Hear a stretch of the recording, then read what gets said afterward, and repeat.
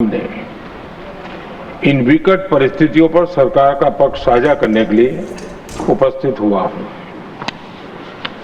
पश्चिम Asia में चल रहे इस युद्ध को 3 सप्ताह से अधिक का समय हो चुका है।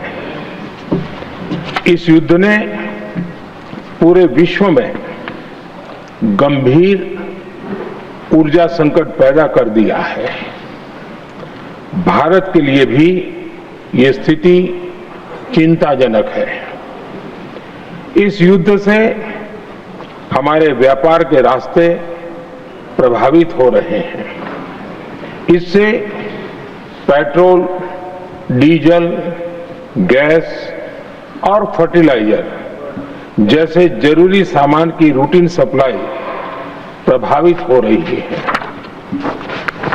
गल्फ देशों में करीब 1 करोड़ भारतीय रहते हैं, वहां काम करते हैं।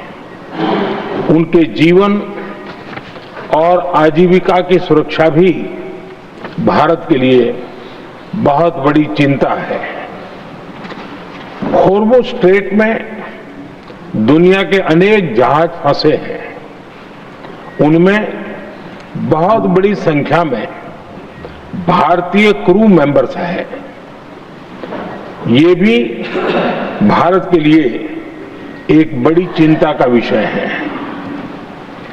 ऐसी विकट परिस्थिति में आवश्यक है कि भारत की संसद के इस उच्च सदन से शांति और संवाद की एकजुट आवाज पूरे विश्व में जाए।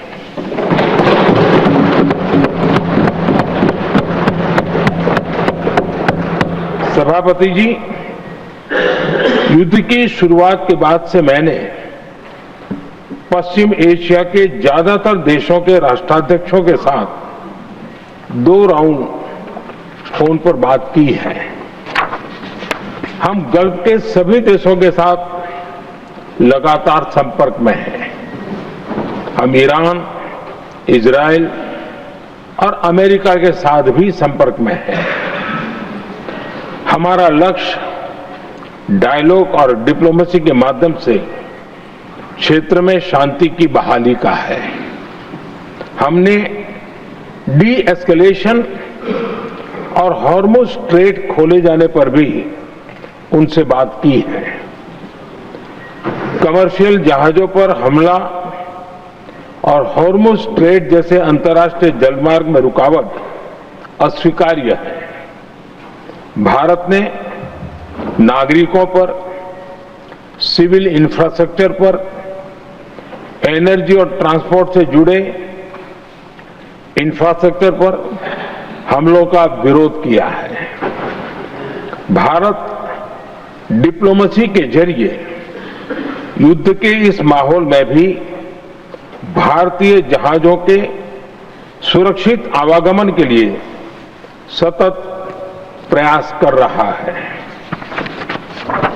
भारत ने इस समस्या के समाधान के लिए संवाद का ही रास्ता सुझाया है। इस युद्ध में किसी के भी जीवन पर संकट मानवता के हित में नहीं है। इसलिए भारत का सतत प्रयास सभी पक्षों को जल्द से जल्द शांतिपूर्ण समाधान के लिए प्रोत्साहित करने का है। सभापति जी, संकट की स्थिति में देश विदेश में भारतीयों की सुरक्षा हमारी बहुत बड़ी प्राथमिकता है। युद्ध शुरू होने के बाद से लेकर अब तक 3,75,000 से अधिक भारतीय सुरक्षित भारत लौट चुके हैं।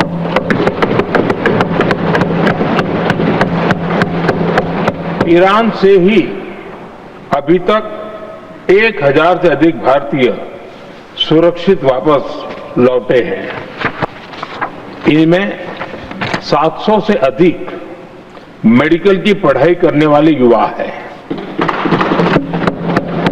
हमारी सरकार संकट के इस समय में पूरी संवेदनशीलता से काम कर रही है।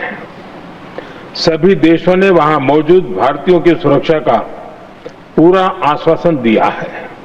हालांकि ये बहुत दुखद है कि हमलों के कारण कुछ भारतीयों की मृत्यु हुई है और कुछ घायल भी हुए हैं।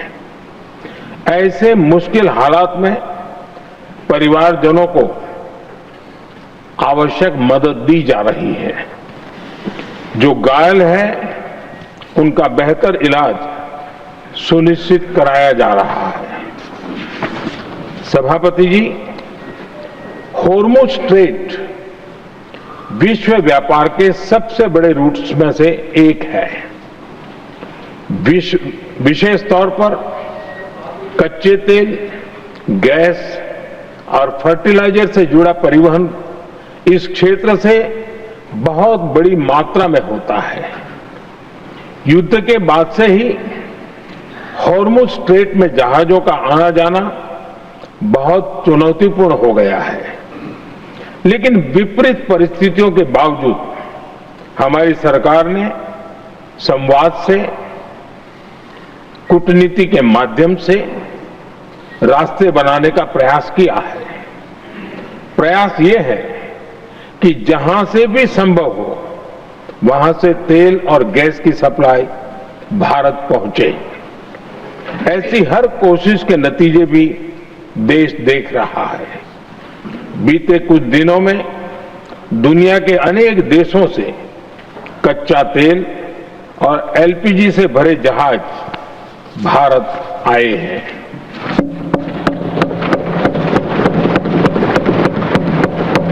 इस दिशा में हमारे प्रयास आने वाले दिनों में भी जारी रहेंगे। सभापति जी, भारत का प्रयास है कि तेल हो, गैस हो, फर्टिलाइजर हो, ऐसे हर जरूरी सामान से जुड़े जहाज भारत तक सुरक्षित पहुंचे। लेकिन इस युद्ध से बनी वैश्विक परिस्थितियां अगर लंबे समय तक बनी रहती है तो गंभीर दुष्परिणाम तय है। इसलिए भारत ने अपनी रेजिलियंस बढ़ाने के लिए जो भी प्रयास बीते वर्षों में किए हैं, उनको और गति दे रहा है। सभापति जी, कोई भी संकट हो, वो हमारे हौसलों और हमारे प्रयास दोनों की परीक्षा लेता है। देश ऐसे संकटों का बेहतर तरीके से सामना कर सके, इसके लिए बीते 11 वर्षों में निरंतर निर्णय लिए गए हैं। एनर्जी इंपोर्ट का डाइवर्सिफिकेशन ऐसे ही प्रयासों का हिस्सा है। पहले क्रूड ऑयल, एलएनजी, एलपीजी ऐसी एनर्जी जरूरतों के लिए 27 देशों से इंपोर्ट किया जाता था। वहीं आज भारत 41 देशों से एनर्जी इंपोर्ट करता है। बीते दशक में भारत ने संकट के ऐसे ही समय के लिए कच्चे तेल के भंडारण को भी प्राथमिकता दी है। हमारी तेल कंपनियां संकट के समय के लिए काफी मात्रा में पेट्रोल और डीजल का भंडार रखती है। बीते 11 वर्षों में 53 लाख मीट्रिक टन से अधिक का स्ट्रेटेजिक पेट्रोलियम रिजर्व भी डेवलप किया गया है और 65 लाख मीट्रिक टन से अधिक के रिजर्व की व्यवस्था पर देश काम कर रहा है। साथ ही बीते दशक में भारत की रिफाइनिंग कैपेसिटी भी अच्छी खासी बढ़ाई गई है। मैं आपके माध्यम से सदन को और देश को ये आश्वासन देना चाहता हूं कि भारत के पास क्रूड ऑयल के पर्याप्त स्टोरेज के और निरंतर सप्लाई की व्यवस्थाएं हैं। सभापति जी, हमारी सरकार की कोशिश है कि ईंधन के किसी एक ही स्रोत पर ज्यादा निर्भरता न रहे। सरकार घरेलू गैस सप्लाई में एलपीजी के अलावा पीएनजी पर भी बल दे रही है। बीते दशक में देश में पीएनजी कनेक्शन पर अभूतपूर्व काम हुआ है। बीते दिनों में इस काम को और तेज किया गया है। साथ ही एलपीजी के घरेलू उत्पादन को भी बड़े पैमाने पर बढ़ाने का प्रयास किया जा रहा है। सभापति जी, बीते वर्षों में सरकार का निरंतर प्रयास रहा है कि हर सेक्टर में दूसरे देशों पर निर्भरता कम से कम हो, हम ज्यादा से ज्यादा आत्मनिर्भर हो, यही एकमात्र विकल्प है। जैसे भारत का 90% से अधिक ट्रेड विदेशी जहाजों पर होता है, ये स्थिति किसी भी वैश्विक संकट में भारत की स्थिति को और भी गंभीर बना देती है। इसलिए सरकार ने मेड इन इंडिया जहाज बनाने के लिए करीब 70,000 करोड़ रुपए का अभियान शुरू किया। भारत आज ship building, ship breaking, maintenance and overhauling ऐसी हर सुविधा के निर्माण पर तेज गति से काम कर रहा है। भारत अपने डिफेंस सेक्टर को भी अधिक रेजिलिएंट बना रहा है। बीते दशक में किए गए प्रयासों से भारत आज अपनी जरूरत के अधिकांश हथियार भारत में ही बना रहा है। एक समय था जब भारत अपने जीवन रक्षक दवाओं के कच्चे माल यानी एपीआई के लिए भी दूसरे देशों पर बहुत अधिक निर्भर था। बीते वर्षों में देश ने भारत में ही एपीआई इकोसिस्टम बनाने के लिए अनेक प्रयास किए हैं। इसी प्रकार रेयर अर्थ मिनरल्स में विदेशी निर्भरता को कम करने के लिए भी बड़े कदम उठाए जा रहे हैं।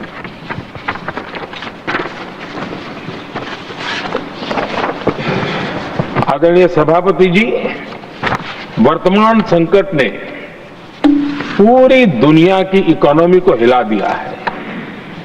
अभी तक पश्चिम एशिया में जो नुकसान हुआ है उससे रिकवर होने में भी दुनिया को बहुत समय लगेगा।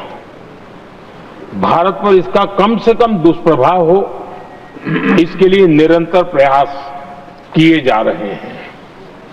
हमारी इकोनॉमी के फंडामेंटल्स मजबूत हैं और सरकार पल पल बदलते हालात पर नजर रखे हुए है। सरकार इसके शॉर्ट टर्म, मीडियम टर्म और लॉन्ग टर्म ऐसे हर प्रभाव के लिए एक रणनीति के साथ काम कर रही है। भारत सरकार ने एक इंटर मिनिस्ट्रियल ग्रुप भी बनाया है। ये ग्रुप नियमित मिलता है और हमारे इंपोर्ट एक्सपोर्ट में आने वाली हर दिक्कत का आकलन करता है और ये ग्रुप आवश्यक समाधान पर भी निरंतर काम करता रहा है।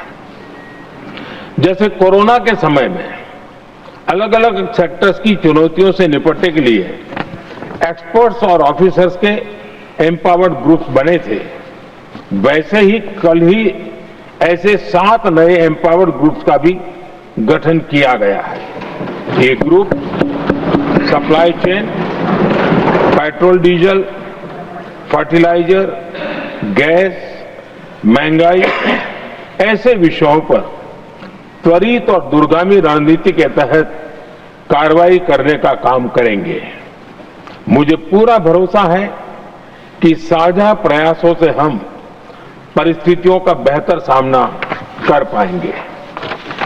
आदरणीय सभापति जी, सरकार ये भी प्रयास कर रही है कि आने वाले बुआई के सीजन में किसानों को पर्याप्त खाद मिलती रहे। सरकार ने खाद की पर्याप्त सप्लाई के लिए आवश्यक तैयारियां की हैं। सरकार का निरंतर प्रयास है कि किसानों पर किसी भी संकट का बोझ न पड़े। मैं देश के किसानों को फिर आश्वस्त करूंगा कि सरकार हर चुनौती के समाधान के लिए उनके साथ खड़ी है।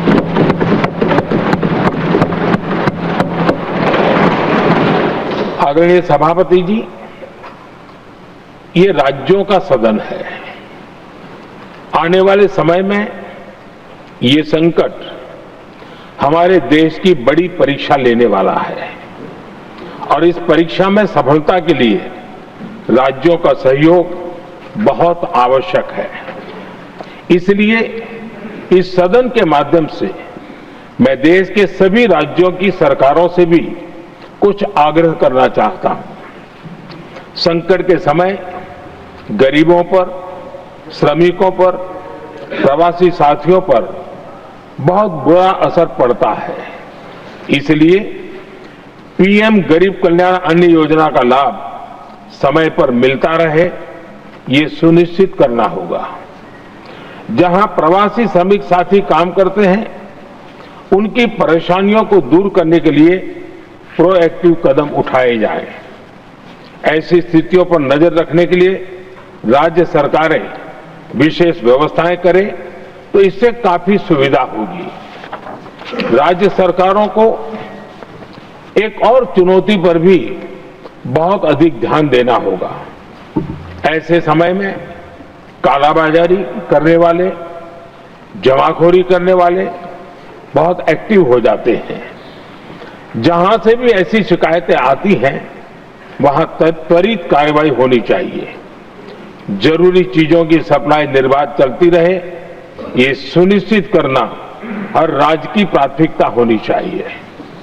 आदरणीय सभापति जी, मैं सभी राज्य सरकारों से एक अनुरोध और करना चाहता हूं। संकट चाहे कितना भी बड़ा हो, भारत की तेज ग्रोथ बनाए रखना हम सभी का दायित्व है। हमें इसके लिए हर जरूरी कदम, हर जरूरी रिफॉर्म्स तेजी से करते रहने होंगे। ये राज्य सरकारों के पास बहुत बड़ा अवसर भी है। ये टीम इंडिया की भी बहुत बड़ी परीक्षा है। कोरोना के महासंकट में केंद्र और राज्यों ने टीम इंडिया बनकर कोविड मैनेजमेंट का एक बेहतरीन मॉडल सामने रखा था।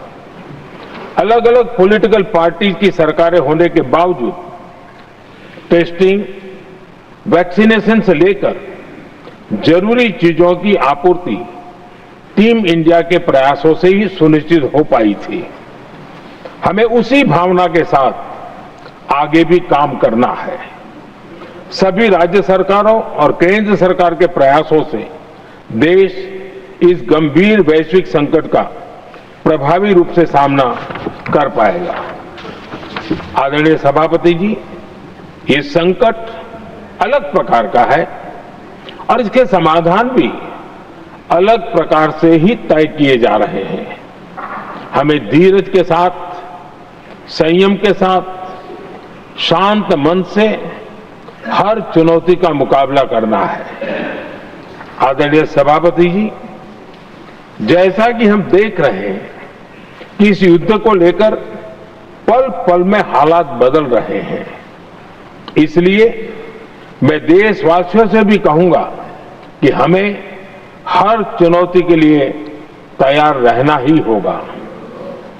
इस युद्ध के दुष्प्रभाव लंबे समय तक रहने की प्रबल आशंका है, लेकिन मैं देशवासियों को भरोसा देता हूं, सरकार सतर्क है, तत्पर है और पूरी गंभीरता से रणनीति बना रही है, हर निर्णय ले रही है। देश की जनता का हित हमारे लिए सर्वोपरि है। यही हमारी पहचान है, यही हमारी ताकत है। इसी भावना के साथ मैं अपना वक्तव्य समाप्त करता हूं।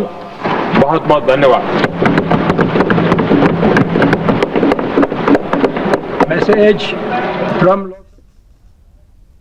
तो सुना आप लोगों ने, प्रधानमंत्री नरेंद्र मोदी ने सदन के पटल पर व्यवस्थित तरीके से अपनी बातों को रखा है। आमतौर पर उन्होंने 10 बड़ी बातें कही हैं। तेल और गैस भारत पहुंच रहे हैं और इस वक्त की ये बड़ी खबर आप ये समझिए कि राज्यसभा में प्रधानमंत्री नरेंद्र मोदी ने आमतौर पर ये साफ किया है कि ये जो संकट है ये बहुत बड़ा है, आने वाले समय में भारत को तैयार रहना पड़ेगा। लेकिन उस बात का भी आश्वासन प्रधानमंत्री नरेंद्र मोदी की तरफ से दिया गया है कि आने वाले समय में सरकार हर संभव प्रयास करके देश के नागरिकों की रक्षा करती रहेगी। चाहे एलपीजी की बात करें, चाहे सीएनजी की बात करें, चाहे फर्टिलाइजर की बात करें, किसानों की बात करें, हेल्थ सेक्टर की बात करें, प्रधानमंत्री नरेंद्र मोदी ने विधि पूर्वक हर एक चीज के ऊपर प्रकाश डालते हुए इस बात की जानकारी दी है कि हां, हालात अभी ठीक नहीं हैं, लेकिन सरकार हर संभव प्रयास कर रही है कि वह इस युद्ध के बीच देश के नागरिकों की रक्षा सुरक्षा सुनिश्चित कर सके, देश तक हर कुछ पहुंचा सके।